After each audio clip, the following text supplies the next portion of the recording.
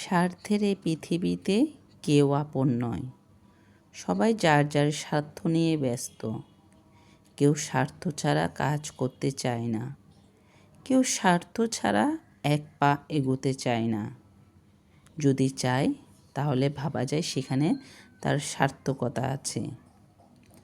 একমাত্র নিঃস্বার্থ ভালোবাসা মা বাবা ছাড়া আর কেউ বাসে না।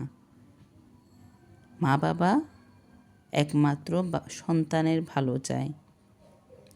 আর আমার ক্ষেত্রে আমার বাচ্চাদের যখন আমি জিজ্ঞেস করি কী রান্না করব, তারা যদি বলে আম্মু বিরিয়ানি রান্না করো, কিন্তু তখন যতই আমি ব্যস্ত থাকি না কেন, যত অসুস্থ থাকি না কেন, বাচ্চারা যেহেতু খেতে বলেছে, সেখানে কিন্তু আমি আর কোনো কষ্টটা যে হবে সেটা কিন্তু আমি চিন্তা করি না।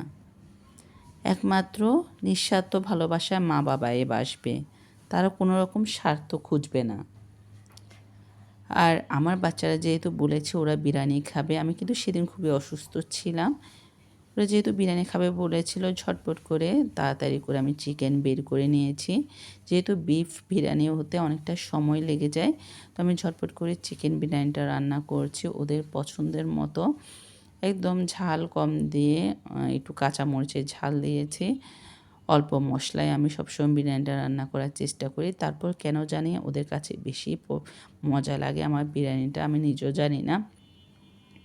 আমার কাছে কিন্তু আমার বিরিয়ানি রান্না বা আমার কাছে আমারটা মজা লাগে না, কিন্তু আমার বাচ্চাদের কাছে আমার রান্না মনে হয় যেন তাদের কাছে বেস্ট। বিশেষ করে বিরিয়ানি রান্নাটা যেহেতু ওরা খেতে পছন্দ করে, তো আমি প্রায় সময় দেখা যায় যে